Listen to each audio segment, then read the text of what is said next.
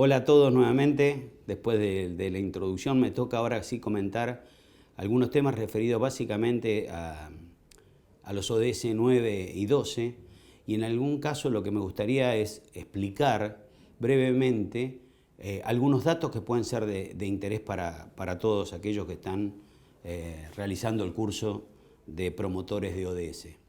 Primero, que estamos calculando que para el año 2050 aproximadamente seremos alrededor de 9.700 a 10.000 millones de habitantes. Y que la mitad de esta población, hoy en día, en el 2019, la mitad de los 7.000 millones, hoy viven en ciudades. Hace muy pocos años cruzamos la barrera de pasar de una mayor población en el sector rural a la ciudad.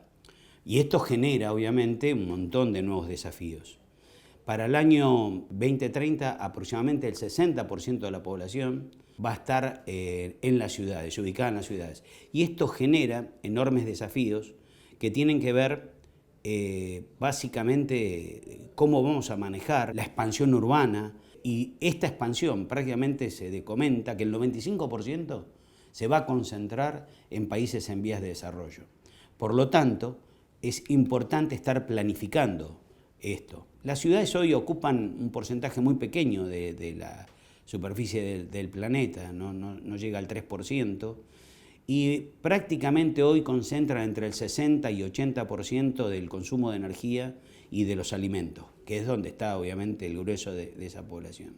Y obviamente esto va a generar para el mundo vinculado a los ODS un montón de desafíos que la intención en esta simple charla introductoria de muchos otros expositores que van a ampliar todos estos temas tiene que ver con qué tecnologías se van a usar, qué es lo que deberíamos hacer o qué camino o qué horizonte pretendemos ubicar para poder encontrar la salida al bienestar y al futuro de nuestro planeta.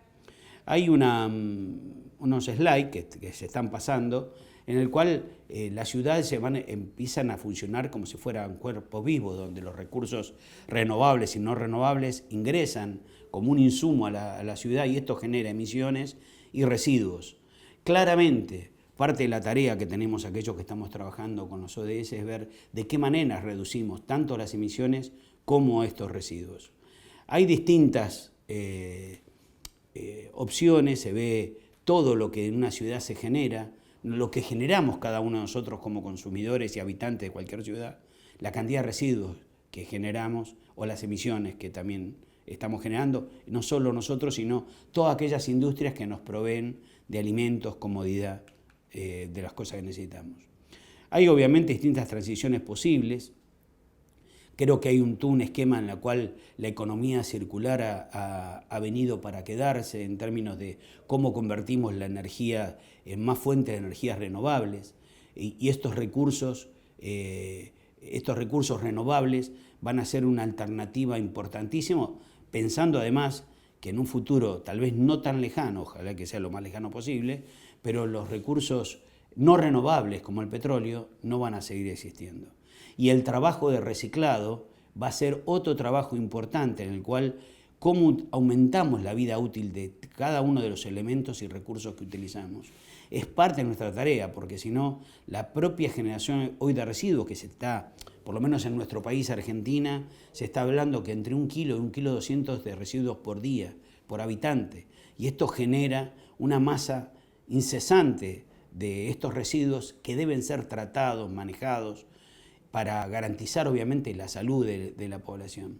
Creo que hay un montón de alternativas, no solo algunas saludables, como desde andar en bicicletas o que muchos de países en vía de desarrollo utilizan, pero me parece también que hay buscar esquemas de transporte público que aumenten la eficiencia y la eficacia de estos movimientos en nuestras ciudades. Obviamente el transporte público, la iluminación. De hecho, hoy visitando una de las intendencias dentro de un partido en la provincia de Buenos Aires, me comentaba que ellos solamente haber cambiado la cantidad de luminarias que tenían en base a sodio por luces LED, redujeron a más de la mitad el gasto energético. Y esto además con todo el secuestro de dióxido de carbono o todos los elementos que genera estos hechos que son positivos, aparte de un menor gasto. Todo este tipo de cosas son las que me parece son importantes de remarcar en todo lo que son generación de bienes y servicios. Una ciudad que para mí es un modelo que me gustaría resaltar. Singapur en los años 70 era declarada por la ONU una de las ciudades más contaminadas del mundo. Claramente era un problema enorme, donde había no solo una gran multitud de habitantes. Pensemos que Singapur es una ciudad-estado donde, aparte de ser una población importante, tiene un transporte logístico, porque siempre fue un enclave que está entre la mitad de China, en medio del Asia, y donde él maneja un PBI similar en comercio a todo China, en el comercio que hace con el resto de los países de la región, excepto China. Esta realidad mostraba que estados de verdaderos asentamientos, lugares donde no hay higiene, salubridad, donde la contaminación estaba a la orden del día. De hecho, en los años 70 fue declarada la ciudad más contaminada del planeta.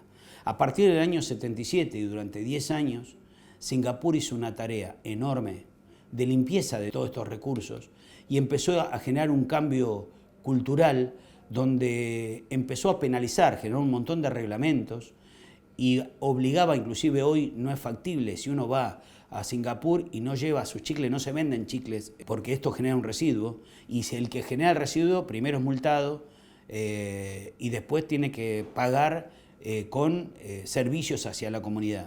Cada obra que se realiza en esta pequeña ciudad-estado, como dije, de 720 kilómetros cuadrados, cada metro de construcción tiene que ser replicado en cantidad de áreas verdes, en donde claramente todo el tema de las energías fotovoltaicas, el buen uso de estos ríos, porque esto es una zona de puerto donde hay alrededor de 350 buques por día que cargan y descargan. Claramente todos esos ríos estaban totalmente contaminados. Hoy los ríos de Singapur preservan más de 200 especies de peces, donde tienen una enorme variabilidad y cantidad, y tal vez el jardín botánico más grande del mundo está hoy en Singapur. Pero lo más importante, y esto es para destacar, que estas ciudades han hecho estos hábitos de un conjunto de bienes y servicios que han dado a esta sociedad, pero además lo utilizan como una verdadera estrategia de desarrollo comercial.